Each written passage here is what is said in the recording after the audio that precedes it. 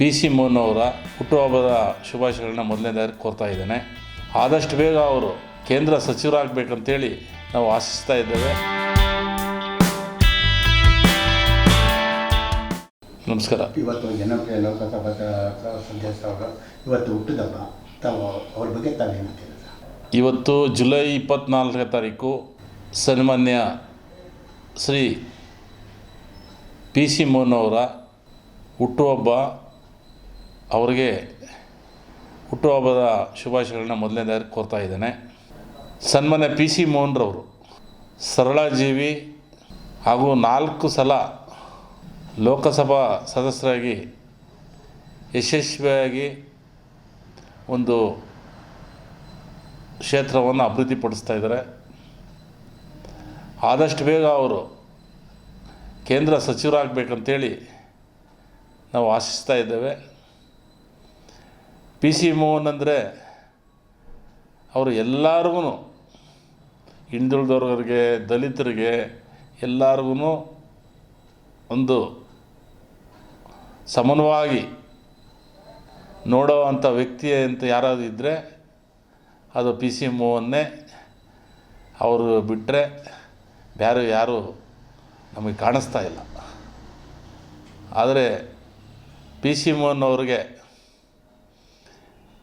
ಈಗಾಗಲೇ ಕೇಂದ್ರ ಸಚಿವ ಸ್ಥಾನ ಸಿಗಬೇಕಾಯಿತು. ಆದಷ್ಟು ಬೇಗ ಅವರು ಕೇಂದ್ರ ಸಚಿವರಾಗಿ ಬರಲಿ ಅಂತೇಳಿ ನಾವು ಅವ್ರಿಗೆ ಶುಭಾಶಯಗಳನ್ನು ಕೊಡ್ತಾಯಿದ್ದೇವೆ.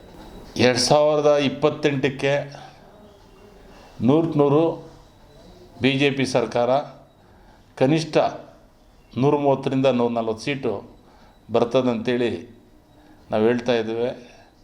ಯಾಕಂತೇಳಿದ್ರೆ ಹಿಂದೆ 2023ರಲ್ಲಿ ಕೆಲವುಗಳು ಬಿ ಜೆ ಪಿ ಪಕ್ಷದಿಂದ ತಪ್ಪುಗಳಾಗಿದೆ. ಆ ತಪ್ಪುಗಳು ಈಗಾಗಲೇ ವರಿಷ್ಠರು ಅದನ್ನು ಫಾಲೋ ಮಾಡಿ ಸರಿಪಡಿಸಿ ಒಂದು ಅಧಿಕಾರಕ್ಕೆ ತರೋ ನಿಟ್ಟಿನಲ್ಲಿ ಕೆಲಸ ಮಾಡ್ತಾರೆ. ಇವಾಗಿರೋ ನಾಯಕರು, ಯುವ ನಾಯಕರು ಸನ್ಮಾನ್ಯ B.Y. ವಿಜೇಂದ್ರ ಅವರು ಬಿ ಜೆ ಪಿ ರಾಜ್ಯಾಧ್ಯಕ್ಷರಾಗಿ ಯಶಸ್ವಿಯಾಗಿ ರಾಜ್ಯಾದ್ಯಂತ ಓಡಾಡಿ ಯುವಕರನ್ನೆಲ್ಲ ಸಂಘಟಿಸಿ ಈಗಾಗಲೇ ಅವರು ಸಾಬೀತುಪಡಿಸಿದ್ದಾರೆ. ಅವರ ಒಂದು ನಾಯಕತ್ವದಲ್ಲಿ ಚುನಾವಣೆಯಲ್ಲಿ ಬಹುಮತ ಬರ್ತದಂತೇಳಿ ನಮಗೆ ವಿಶ್ವಾಸ ಇದೆ. ಸನ್ಮಾನ್ಯ ಪ್ರಧಾನಮಂತ್ರಿಗಳಾದ ನರೇಂದ್ರ ಮೋದಿಜಿಯವರು, ಅವರಿಗೆ ನಿಮಗೆಲ್ಲ ಗೊತ್ತಿದ್ದಾಗೆ ನಾವು ಕಂಡಂತೆ ಮಹಾನ್ ವ್ಯಕ್ತಿ ಅವರು. ದಿನಕ್ಕೆ 18ರಿಂದ 20 ಗಂಟೆ ಯಾರಾದರೂ ಕೆಲಸ ಮಾಡೋರಿದ್ದರೆ ಒಂದು ದಿವಸನ ರಜನೆ ತಗೊಂಡದೆ ಅದರಾದರೆ ನರೇಂದ್ರ ಮೋದಿಜಿಯವರು ಅಂತೇಳಿ ತಪ್ಪಾಗೋದಲ್ಲ. ನಮ್ಮ ಒಂದು ದೇಶವನ್ನು ವಿಶ್ವವಿಖ್ಯಾತವಾಗಿ ಗುರುತಿಸುವಂಥ ಕೆಲಸ ಅವ್ರು ಮಾಡಿದ್ದಾರೆ. ಅವ್ರಿಗೆ ನಾವು ಎಲ್ಲರೂ ಸಹಕಾರ ನೀಡಬೇಕಂತೇಳಿ ಈ ಸಂದರ್ಭದಲ್ಲಿ ತಿಳಿಸ್ತಾ ಇದ್ದಾರೆ.